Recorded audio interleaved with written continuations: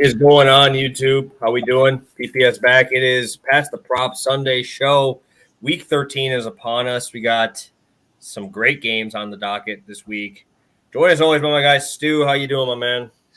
I'm doing great. You know, it's been a little bit of a tougher week for me recently. I feel like I've been getting punched in the face a lot. NFL, NBA doesn't really matter where we go, but we got to break out of that slump sometime. I've been putting in the work, getting the reps in, and I'm ready to turn it around. We've got a great slate of football games this week. I mean, probably one of my most anticipated weeks in a long time. A lot of great stylistic matchups, a lot of matchups that matter for the playoffs, just tons of great games this week. So I think this is the perfect week to turn around right here, and I'm pumped for the bets we got coming out today. Yeah, no, I don't really know how I mean, there's just been so many like 3-point NBA that comes out -3 and it's a blowout. It's just unreal how many of them are happening right now in the NBA. But yeah, we're coming back. NFL been our best sport so far this year. Yeah, and I'm excited to break down a couple of these games. Let's take a look at who is in the chat here.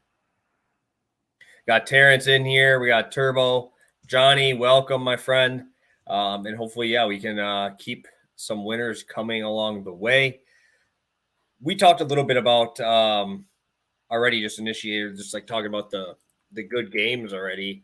Obviously, we do our laptop game and our big screen game, and I feel like we have to be talking about the same 3 games here across the board. I mean, there's just 3 of them that really just stick out like a sore thumb.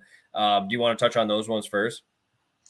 Yeah, sure. I mean, I think the clear best game for me, at least. I know a lot of people might be thinking of another one. Dolphins 49ers, baby. Give me all the narratives in the world. We got so many guys. I mean, when he left, right? When McDaniel left Shanahan, he brought like 5 guys over, right? They brought Raheem Mostert over. They traded for Jeff Wilson.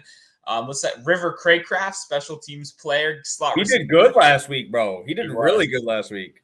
And then who's the last one? Trent Sherfield, another one. So tons of offensive players coming over. These are 2 coaches that know each other better than maybe any other coaches in the NFL, right? These guys their journey together has been since what, like 2010, 2011. These guys have been with each other forever. So it's going to be a great matchup. I think we're going to see some absolutely insane play calls, by the way. These are 2 kind of big brain, mega mind coaches, you know, and both of them are going to come out here and try to outsmart each other. So I'm absolutely excited to watch all the creative play calling we're about to see. It'll be tons of fun. I'm super pumped for that game. Yeah, and it kind of sucks that they have to put these ones in the prime time or the 325 slate, because the Chiefs and Bengals at the same exact time, that kind of sucks, because you're going to have that laptop ready for this one. 2 insane games going on simultaneously. Almost wish that they put one of them at noon so I could watch both of them on the big screen. But we're seeing a 1.5 point spread, 52.5 point total, top one of the slate this week. I don't even have a lean in this game, honestly. If Jamar Chase comes back, that Bengals offense is full swing. It's going to be one of those ones where it's just back and forth. What defense can make one stop, really? Because I don't know if the defenses are up to par with how good these explosive offenses are. Yeah, it's a hard one for props. Even if Chase is back out there, do we trust that he's going to be Chase? Like, we know he was super involved in kind of just the whole offense, right? When Burrow was getting pressured, he was the clear check down. He was the screen guy. He also, obviously, we all know Jamar Chase can go downfield. That's not news to anyone. But he's also been one of the most double-teamed receivers in the NFL so far this season. So if he does come back out there, he'd pretty much be an elite distraction for T. Higgins on the other side. But at the same time, that's just kind of a guessing game, right? We have really no clue what's going to happen right there. All we know is that it's 2 of the best offenses in the NFL going head-to-head. So I'll be there watching. I'll be there excited. I think it'll be an absolute shootout. And yeah, I'll have to, get the 2 TV set up right next to each other. I have to figure something out, because it's a crime that these 2 games are on at the same time. So those are 2, obviously the clear cut 1 and 2. What's number 3? I think we're going to have differing opinions on this one. So I'm curious what your number 3 is, because 1 and 2 are just super, super like high tier games. What is your 3rd game? And I'll tell you my 3rd. I think everyone in the chat already knows about. I mean, you see the flag in the background right here. We got Washington on a heater right now going against Danny Dimes, who's historically crushed us despite the fact that he sucked against everybody else. two divisional rivals fighting for a playoff spot. This is a huge game. These two teams also face each other in a couple weeks as well. And then also, to be honest, that's a little biased, right? I am excited for the Eagles-Titans. I'm excited to see how those two teams square off as well. Yeah, both very good games. I honestly thought you were going to tell me one of the two that I'm with, and it would be the Jets-Vikings, and it would be the Chargers-Raiders. I think both of those games have pretty high totals, like pretty high potential to be shootouts here. I'm excited to watch Jefferson versus Sauce. I think that's going to be a fun one there. If he decides he wants to shadow Jefferson, I don't think anybody can cover Jefferson one-on-one, honestly, with how good his routes have been. But I think I would have to lean a little bit more towards the Chargers game because we're finally seeing almost a full healthy Chargers team for the first time all season.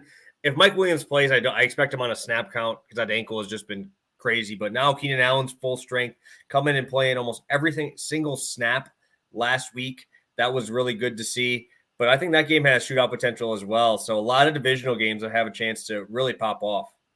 Yeah, interesting thing about that Jefferson matchup. That's been what I've been thinking a bit about so far because Sauce is a guy that has not traveled to the slot very much this season at all. In fact, he's mostly just stayed on his side of the field. So Jefferson is a guy that's constantly in movement, constantly in motion. They're always getting him those free releases that they were known for getting Cooper Kupp last season.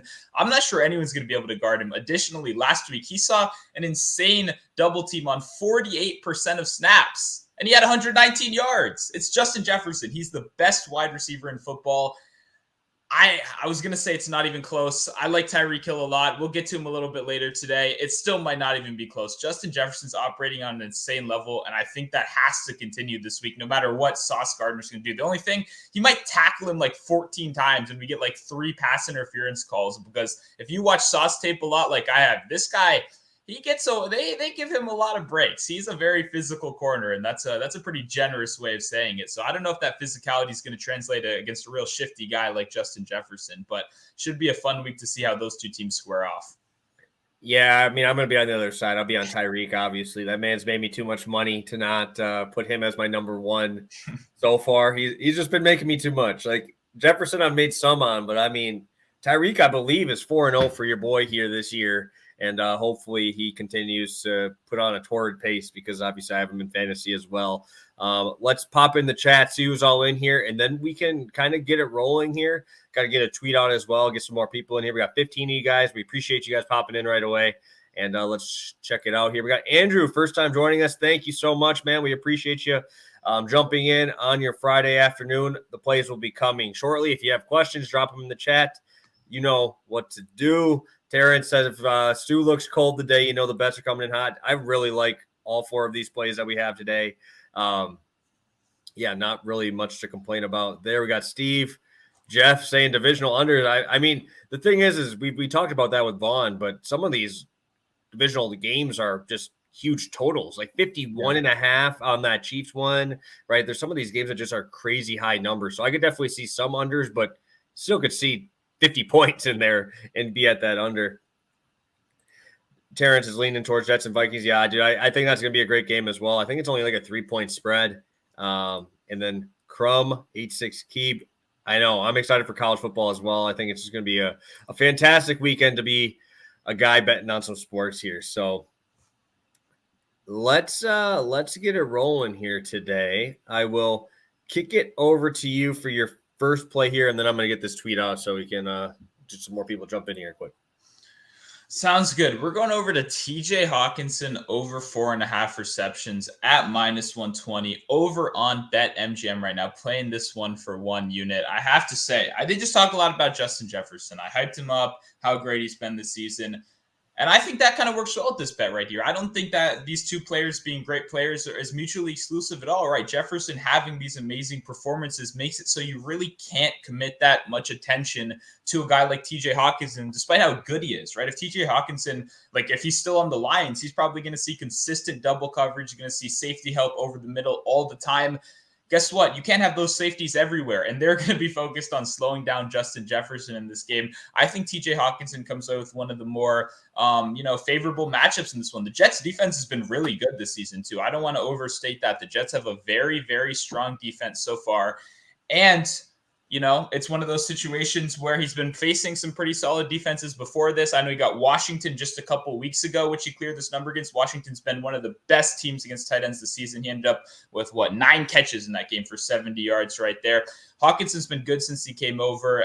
Thielen, not a guy I really trust that much, and Steve is getting exactly where I was going right there. The Jets are a huge tight end funnel. When you look at how they rank against wide receivers, top 5, top 10 in almost every single advanced stat. When you look at where they are in receptions allowed, DVOA, it's bottom 5 in a lot of those stats, and that's because their corners are so good. Their safeties have had a lot of success, but that opens up these holes over the middle. It's actually kind of a similar situation we've seen with the Dolphins too, where they prioritize stopping these chunk plays. They prioritize keeping their safeties back and avoiding these deep, yard moving kind of situations on the outside. And that leads to these easy targets over the middle. Additionally, the Jets' pressure is very good. Their defensive line has been great this season. They're getting to quarterbacks quick.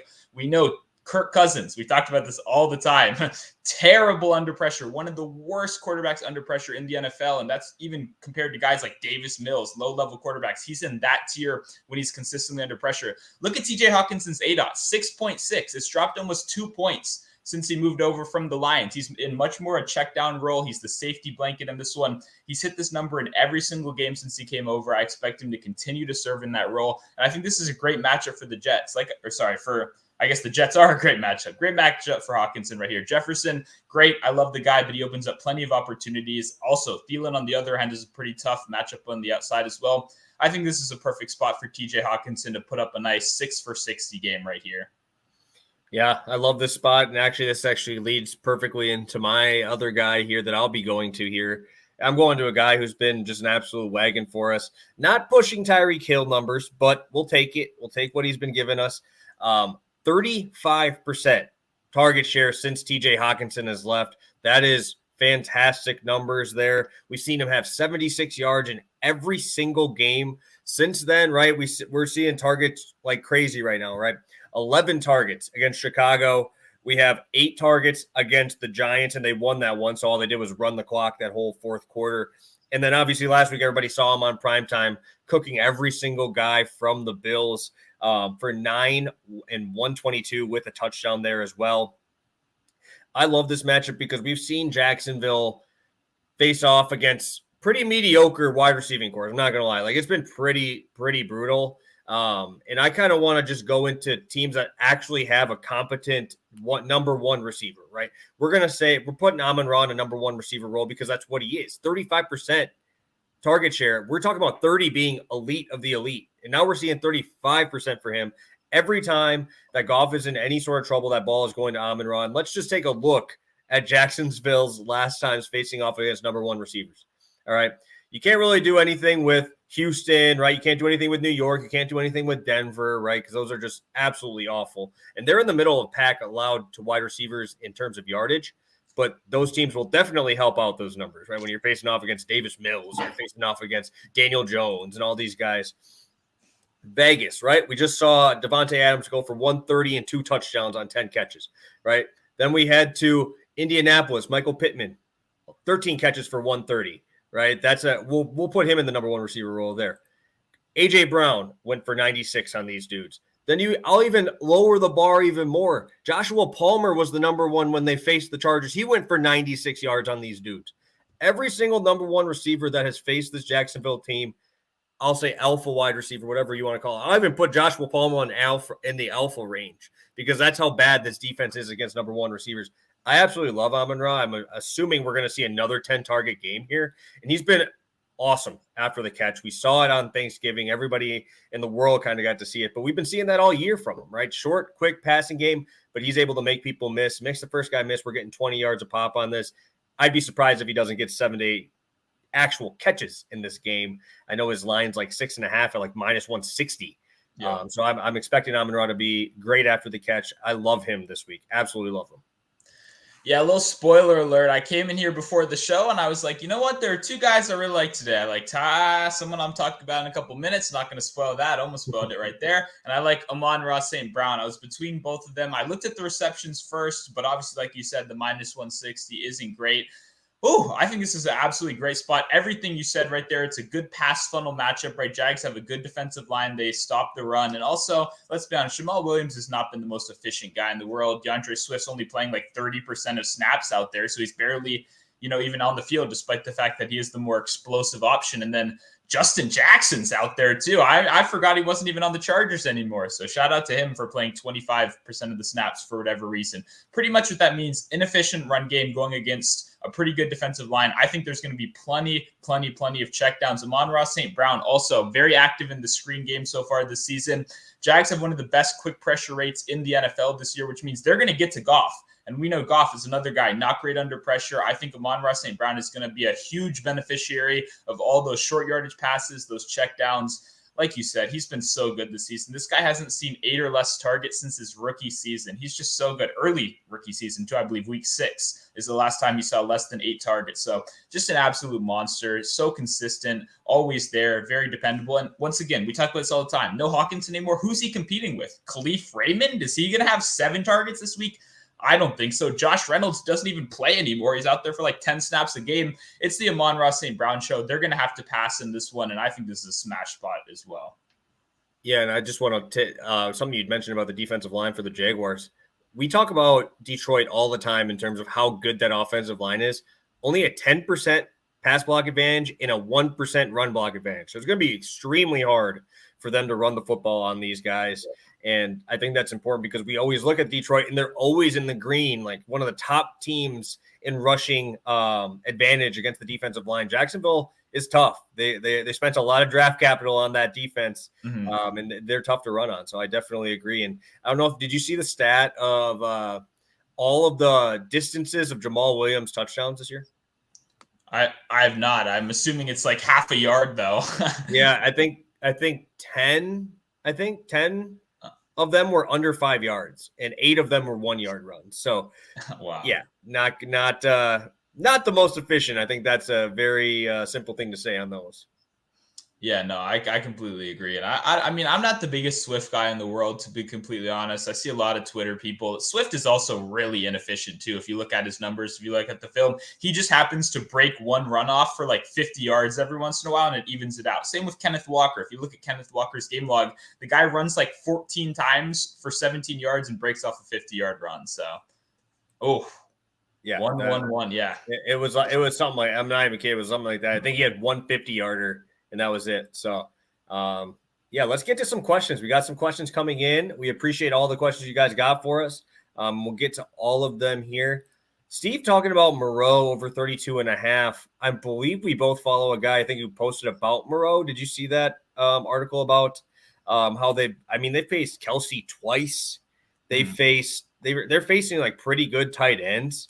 So I'm always concerned when you have that because there's just so many bad tight ends that when you're facing Kelsey twice, that's going to skew your numbers pretty heavily. So do you have any thoughts on Moreau over 32.5? That's why I kind of don't know with these trends and stuff, Moreau, he's a tougher guy for me. He's been pretty solid as a consistent backup so far this season. The positive I'll say there is that who do you think draws more safety attention from Derwin James?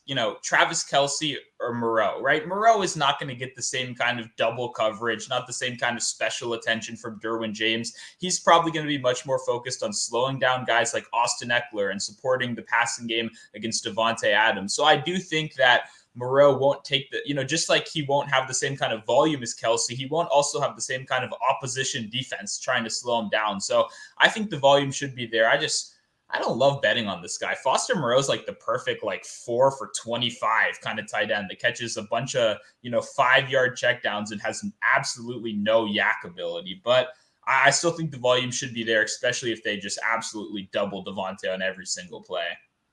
Yeah, I don't like Moreau at all, to be honest. I took him last week, and he had 7 targets, only converted 3 of them into 30 yards, I think it was.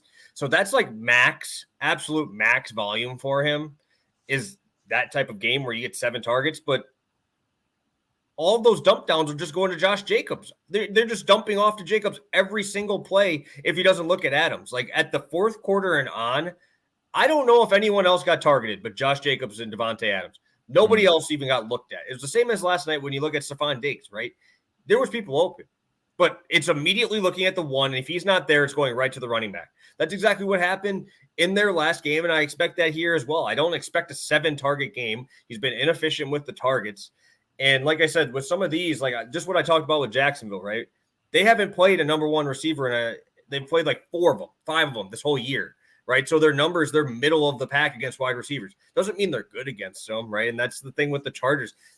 Anytime you play, Travis Kelce is so much higher than every other tight end. It just crushes all of these numbers. So that's why I always say that, just to kind of look at who they've played prior to looking at the trends and stuff like that. Dude, I can't trust this dude. This guy is so inefficient with the targets that he gets, and Carr really hasn't been that great either. I think he's going to be under pressure too from this Chargers edge rushers. Yeah. Before we move on I'll just say one more thing. I will say that who else is like you mentioned Jacobs and Adams, but when you really look beyond those two other guys, there's nobody else. I mean, Matt Collins, shout out to Matt Collins from the beginning of the year when he was cashing tickets for us. It looks like the rest of the league has figured out that this guy has absolutely no route ability, absolutely no juke ability. He just kind of is tall, and it's like, throw it up to him. He looks like a tight end. I actually get confused for him and Darren Waller at the beginning of the season. So just with the complete lack of other weapons on this team, I do think Moreau is a viable DFS cash guy, a viable prop guy at this level. It's just a little bit like kind of you mentioned. It's just hard for me to pull the trigger personally, just with, I'm not too impressed with the athletic profile, I guess.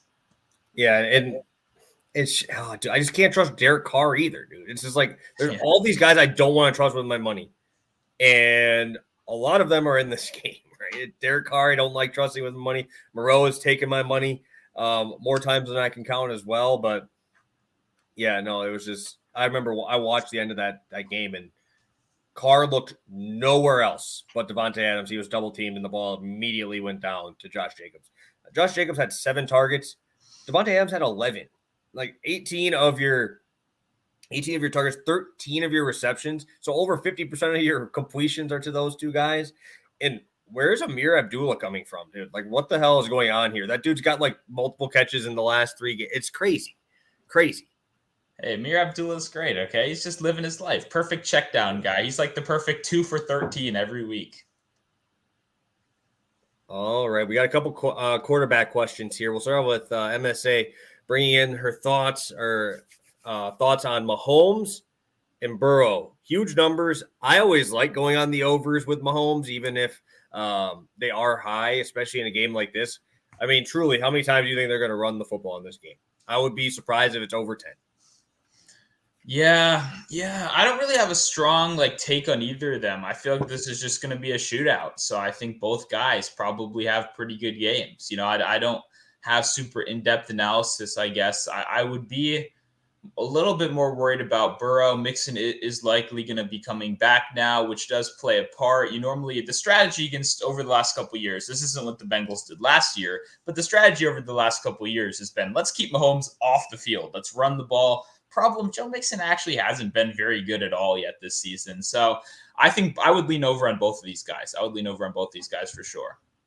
In a game like this, I can't bet an under. Anything, you can't. It's either I take an over or I pass. There's no way I can bet an under on either of these guys. So I know that doesn't really answer your question, but I would definitely lean Mahomes if I'm going to take an over on these guys. All right, one more question before we get to plays 3 and 4. Terrence bringing up Mike White, the Zach Wilson fill-in, probably better version of Zach Wilson here. Over 248 and over 1.5 touchdowns. Minnesota, I absolutely love those passing yards. I think that's a great look. But Minnesota can't stop anything. So it's just depending on running back health. If all those running backs are healthy, they got like 3 of them that they're going to be using probably. You can run on the Vikings. You can throw on the Vikings. Like I say, they give up the yardage. They're just pretty good in the red zone. They find a way to get you to kick field goals. And if I'm going to take either one of those, I'm taking the over passing yards because they're a bend, don't break. Dude, did you see what Mac Jones did to him? I said it last time. I'm like, Mac Jones is a fraud, bro. I just you can't trust that guy. And that dude just torched that defense on Thursday. So I would lean yards. I'm really kind of indifferent on the touchdowns. I like the plus money, but do you have any thoughts on this one? I would say Mike White's another completions over yards guy for me. He does have guys that can make plays after the catch, but he's also a check down monster, like we talked about. I have 5.8 yards per attempt, something like that. He's a check down monster, and I think the completions will probably pile up a little bit faster than the passing yards will in this game. But yeah, I like Mike White too. The Vikings defense is not good at all. And it's actually really good against the run, too. I believe PFF has them ranked as the second best rushing defense or something like that, which I would not have expected, to be honest. But they've been very good against the run so far this season. And yeah, I expect a lot of passing. I'll definitely have at least one pass catcher. I haven't decided who yet. Maybe I'll pull a surprise Corey Davis on you guys with the whole world going on Garrett Wilson. Yeah, no, it's always tough to trust those jet wide receivers because they're kind of all do a lot of the same things, run the same routes, do the same thing, have the same athletic profile coming out, So, it's tough to pick. They're very tough to pick the right one there for sure. It's like picking a Kansas City number 2 wide receiver, right? Half the time it's there's Tony there, that you got Watson there, Sky Moore decides to show up once in a while. Dude, it's weird, man. It's just a MBS runs more snaps than anyone and is never open, like absolutely never. He has like one of the worst, targets per snap ratios in the NFL. He's just out there getting cardio every week. Yeah. Oof. Tough team to pick. Just run straight, dude. Just run straight and see what happens.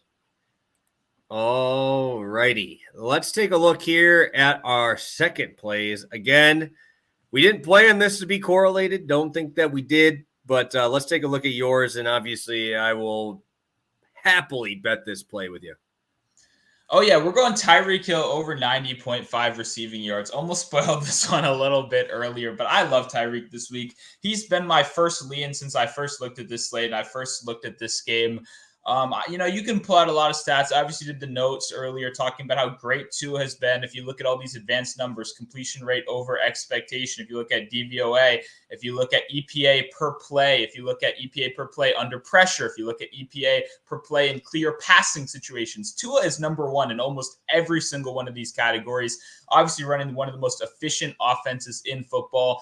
And Andrew is getting exactly to what I was just about to talk about, which is the fact that both of their tackles are out, and specifically Armstead, who is arguably one of the best offensive linemen in the league and arguably one of the most impactful players, to this offense or to any offense, I guess, in the NFL so far. I saw an interesting stat. I believe it's only a very small sample size, but in the 16 or whatever plays that Armstead hasn't been out, Tua has been pressured on almost 40% of those plays.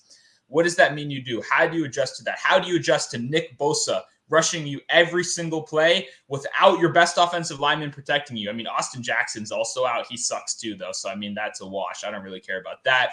But how do you adjust to that, right? How do you move? It's the quick passing game. It's what they've been doing all season long. Tyreek Hill is obviously the best slot receiver in football. It's not even close. He's in the slot. He is almost unstoppable. Same kind of situation to Jefferson Kupp. They're always having him in motion. They're always trying to confuse the defensive schemes right here. And I mentioned this to you off screen too. The guy has been doubled on 30% of snaps already this season. It's not like teams aren't trying it. Everybody is trying to double these elite wide receivers. It's still not working. Tyreek Hill is extremely good. And here's what I want to talk about, right? If you look on paper, if you just look at the ADOT without context, Hill and Waddle have almost the exact same ADOT, 12.2 versus 12. But when you look at how these targets are actually distributed, if you look at it on a target sheet, if you look at it on paper, Jalen Waddle is very consistent. He's getting downfield. He's going over the middle. Tyreek Hill is either running a 5-yard out, a quick bubble screen, a small, short yard play in front of the line of scrimmage, or he's going 40 yards downfield. There's no in between. He's running those absolute bombs. He's getting down the field, but we don't need to rely on him for that like we need to rely on Jalen Waddle. Jalen Waddle actually needs more time for these plays to develop, while Tyreek Hill will be consistently the number 1 option in the slot. He'll be the check down. Are you going to check the ball down to Jeff Wilson or Raheem Mostert? These guys are fine, middle of the pack, solid running backs. They'll get the job done, but Tyreek Hill is the guy that you want to get the ball to in space. He could have 12, 13, 14 targets, especially if this 49ers defense is having a lot of success getting to the quarterback. One more thing before we moved on. I just mentioned those running backs as well. The 49ers have the best rush defense in football, and it's not close. They're absolutely destroying teams on the ground. Nobody has rushed. No single running back has rushed for more than 60 yards against them all season long. They're absolutely dismembering opposing offensive lines. And guess what? They're getting their best run stuffer back. One team's losing an Armstead. The other team's gaining an Armstead. Yep. Absolute smash spot for Hill right here. I think he's going to have an insane game. I'm getting fired up just thinking about it. Might have to add more in it. I'm pumped right now. So Tyreek Hill over 90.5 receiving yards. Let's go. Yeah, unfortunately, my play is pretty much almost everything you said. I literally have my sheet here talking about Eric Armstead, right? That guy hasn't played since week 4. That dude is actually probably their best run block or stuffer of any single person on this team, and you're still number 1 against the run. Honestly, I don't hate Jeff Wilson out of the backfield. I don't hate that, but that's the only way you're giving him the ball, right? That's the only way he's going to get the ball is on checkdowns. I like how Tua's been checking the ball down. We've seen him over 21 completions in his last 5 games since the injury. Last game he had 22, and I think he threw the ball 1 time after halftime. So we've seen this offense, like the first half against that Texans game, 27-0. That was just an absolute dismantling of a defense. Like that was probably a perfect half of football offensively, just firing at Hill, firing at that. And I was going to actually say that too, where it's like Tyreek Hill, I was just looking at it. I literally have the air yards number right here. I've watched enough Miami because of how many times I bet on Tyreek Hill. And the dude is either running 50 yards straight and he's cooking, or you're just doing the dump offs. And that's why his receptions are so high. Like even Tyreek, when he was with the Chiefs, we'd be surprised to see that 6.5, 7.5, because he's going deep down the field. Like Miami has really opened up the playbook for Tyreek Hill. He's so tough. And I also like how they're even getting Sherfield involved. He's getting 4 or 5 catches / targets per game. You're even seeing like the 17 different tight ends they have getting targets in this offense as well. Obviously, we're going to be leaning towards the Waddle side and the Hill side, but Alec Ingle, the guy from the freaking Badgers who didn't catch a ball in college as a fullback, had 4 catches in a game this year already. Yep. There's so many different options. You're going to have to be ready to throw this ball. I was looking at attempts, but Tua is so efficient with his passing game. I think this completion spot is an absolute smash spot. I don't know how he doesn't get there because I don't know how they get more than 30 yards rushing in this game. I truly don't. Looking at the Pro Football Focus line here, right, just looking at their numbers here, minus 30% pass block, minus 15% run block, and that's not even accounting for Armstead yet because they just came out that he's going to probably be playing this week. No chance that they have time to throw this football. And I think that this is going to have to be a Tua show. Tua's going to have to show up and make something happen here. Maybe we see more of that quick offense that we've seen against Houston where they throw the quick pass, get right to the line, go again, because you got to do something to negate these pass rushers in that run stopping spot here. It's going to be tough. I really don't know.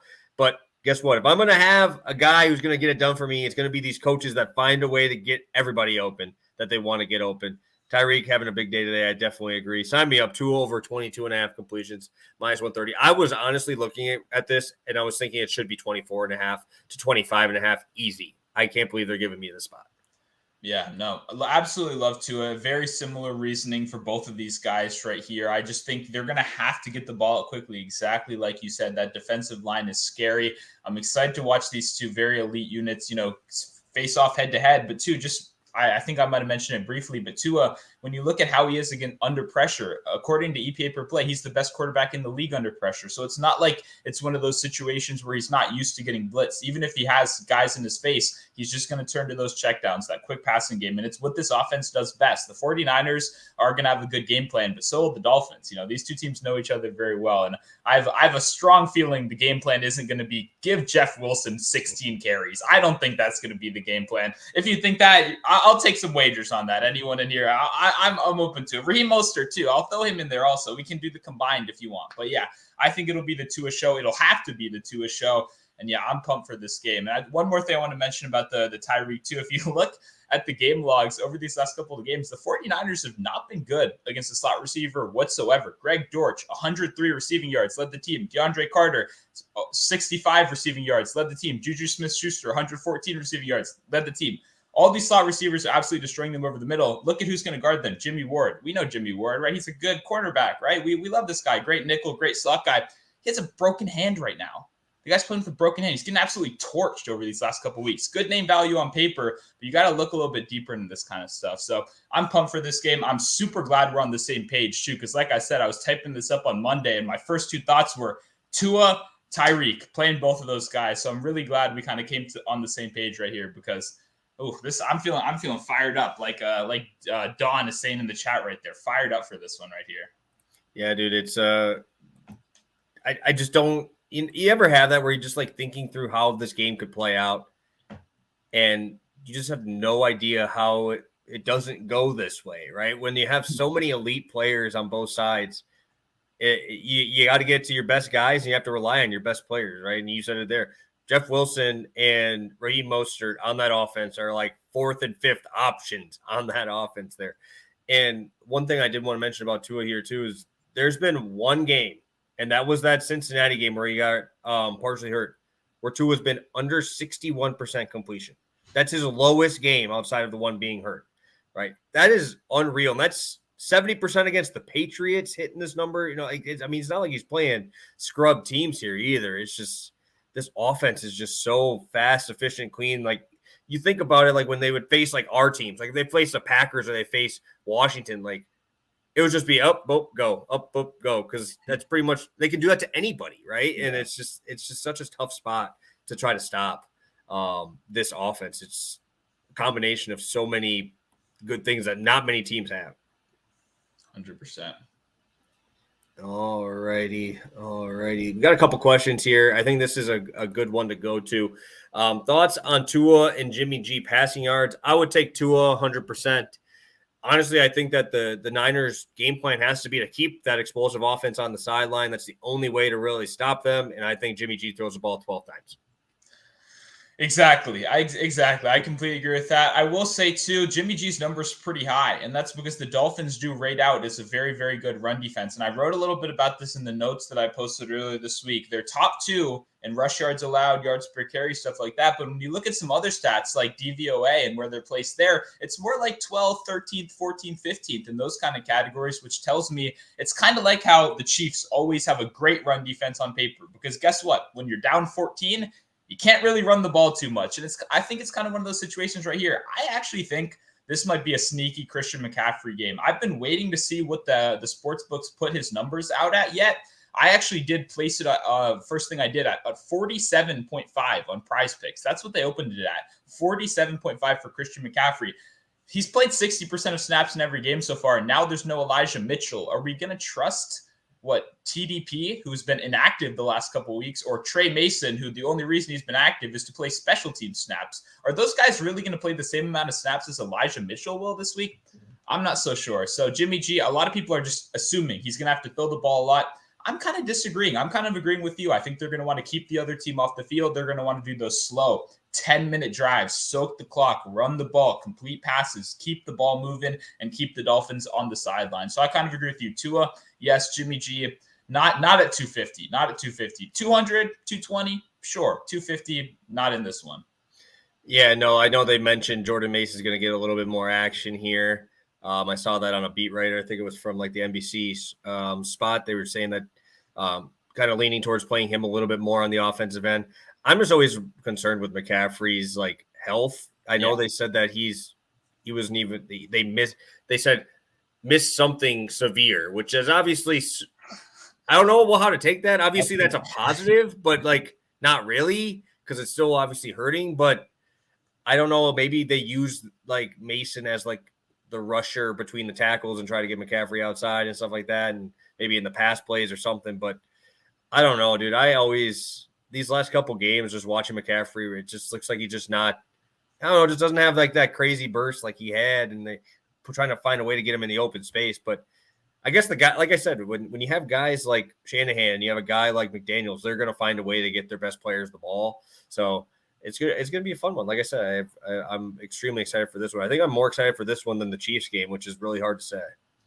Oh yeah, completely agree. Yeah, this was the first thing I looked at this week. But hey, yeah, the Chiefs one will be fun too, man. I'm excited to see both of these potential, superstar teams. I forgot about what you mentioned. It's criminal that these two teams are playing against each other at the same time, right? That's crazy. One of these games should have been flexed. I have no clue how they didn't let that happen. Especially the primetime games kind of sucked this week too. So that's awful. Very interesting. Absolutely awful. And they finally put the Dolphins in the primetime game. I saw they flexed next week. Yeah, so the Dolphins are playing Sunday night. Chargers. Yeah, I like that. And that leads us right into our last question I'm seeing here, and that is MSA bringing up another quarterback matchup here. And Carr versus Herbert here. Do you have a lean? I'm leaning Herbert. I like Keenan Allen back, 286. This guy ended up with 274 last week. They were running it a little bit more, but I think that we can start. This is a sneaky shootout game here, and I think that we could definitely see Herbert throw that ball around now that he's 70% completion rate. What, isn't that crazy? How Herbert gets better when his receivers get healthy. It's like wild to me how much everybody was saying how bad he is. Now he's actually got number one back, and everything changes, right? And I have to take the over on Herbert. I mean, I could definitely see Jacobs running the ball 35 times again. Yeah, same kind of thoughts, right? Carr is probably a no-go for me. Devontae Adams is going to have 150 of those 255 for this to hit. But yeah, on the other side too, Herbert, the thing that does worry me a little bit though, is you mentioned the completion percentage, how good it is. That's also on like a Jared Goff-esque ADOT, right? He's not actually moving the ball very far down the field. I would actually not blame Herbert at all. I would blame the terrible coaching on this team, right? This offensive coordinator needs to go to like Liberty University or somewhere over there that's an open job. Maybe Southwest Alabama is hiring at the end of this year, because I'm tired of seeing Justin Herbert, who has one of the biggest arms in the NFL, being, used like Kirk Cousins. It's kind of crazy out there, but I agree. The receivers are back. He should be trending upwards right here. Although I don't think Mike Williams is going to play this week, which concerns me a little bit, to be honest. Yeah, but you got the old or pseudo number one Josh Palmer showing out. You got pseudo number one slot DeAndre Carter putting up 100 crazy amount of yards. So, I mean, I think that honestly the injuries early on actually kind of helps Herbert, because those two guys have taken such a big step forward now that Keenan Allen's coming in there, they get to play against the number 3 and the number 4 corners when they come in, when both those guys are healthy. So I think it actually kind of helps. So, yeah, I'm excited for that one, but definitely Herbert if I'm going to pick one. Yeah, too. And I will mention last week we were both on Keenan Allen. I don't remember the exact numbers. Both Keenan Allen and Joshua Palmer were double teamed on over 40% of snaps last week, which is the reason DeAndre Carter was essentially just running free. I mean, the guy was open on almost every play. It's because they were like, you know what? Let's not let Keenan Allen beat us. Let's not let Josh Palmer, who sucks, beat us. Let's let DeAndre Carter beat us. And I'm kind of worried something like that might happen again if no Mike Williams. If Mike Williams is in, you just can't do that. You literally just can't. Like, that's impossible to commit that many men to Josh Palmer, who sucks, and Keenan Allen. So I don't know. I have to keep getting that in there if you can't tell. I'm number one on the Josh Palmer sucks train in the league right now. One thing I will mention, though, is Keenan had like a 25-yard touchdown that he was this far off with that right foot coming out of bounds. Yeah. He had the 1 foot in, caught it, and the heel hit the backside of the out of bounds. So that would have hit our prop and his second touchdown. So I like that even when he was out there, he was still getting those looks, but you could definitely see that they were doing everything they could to get him out of there. But I'm concerned, like, almost a little bit more for him, just because I saw Eckler getting all those dump offs again. I don't know if the Raiders are going to let them do that, though, because what was their last game? I think Eckler's got like 12 catches in their games against the Raiders lately. Yeah. So I think they might actually try to do that and take away Eckler a little bit more than just letting them go for 200 total scrimmage yards like they did last week to freaking Jacobs. All righty. Let's go through our quick recap here. We didn't have the calculations out for our touchdown parlay yet, but we'll get that going here shortly. And let's go through our recap here. Yeah, people like seeing stuff live. They don't like the production value. We keep it authentic around here, baby. We're starting out TJ Hawkinson over 4.5 receptions, -120 over on BetMGM. Then going over to DraftKings, Tyreek Hill over 90.5 receiving yards, -110. Love it. I'll be on Amon-Ra St. Brown over 76.5 receiving yards, -115, 1.5 units there. I'm eating a little bit of juice, but I have to. Tua Tagovailoa over 22.5 completions, -130. That's another 1.5. 2 1.5 unit plays for your boy today. I love both of those spots. And yeah, let's make this touchdown parlay here. I'm gonna go. Oh man, I gotta look at the lines here, but I like where you're at. And I'm gonna probably go right back to my boy here, and we'll come up with the number here. I'm going back to my boy. I'll let you roll here first. Okay, yeah. I'm starting out with T. Higgins right here. I'm doing a little line shopping. You got +115 on DraftKings, but you got +135 on Caesar. So I'm going to check what the best price is with yours in a second, but I kind of alluded to it a little bit earlier on why I like Higgins. I don't just think it's the fact that Jamar Chase could be a big distraction, but I do think that plays into it. With the amount of attention Jamar Chase draws while he's out there in the field, T. Higgins is going to be going from getting double covered every single week to now one-on-one man coverage a lot of the time, which is something that, I wouldn't be playing man coverage against T. Higgins. This is a big man we're talking about and a great red zone threat. We've seen some of the absolutely outstanding red zone catches he's made already so far this season. An absolute target machine down there, just a weapon, a strong, big, athletic receiver. Everything I look for when I want to bet these, end zone props. And then, hey, guess what, guys? You want to know what the total is in this game? It's 53. Even if Jamar Chase isn't a distraction, even if he's out there actively playing every single snap like the true alpha he is, it is very possible this team scores 31 points. And I don't think Jamar Chase is going to catch all 4 of those touchdowns. So I think T. Higgins is in store for a pretty good game right here. Yeah, second highest total on the slate is the Detroit Lions game against this Jaguars team. I love that ETN is playing too. I think that's going to make that offense come a little bit quicker, move the ball a little bit faster. Detroit can't stop anybody, right? And Jared Goff, obviously, we throwing this guy the ball in the red zone. We see him in the red zone. We see him going deeper in routes. We've seen him. I think he had 3 red zone targets in a game where he got tackled at the 1 twice in his matchup prior. I think it was against the Giants where he just got those dump offs for like 1 yard. He got like 3 red zone targets in that game. Just couldn't punch it in.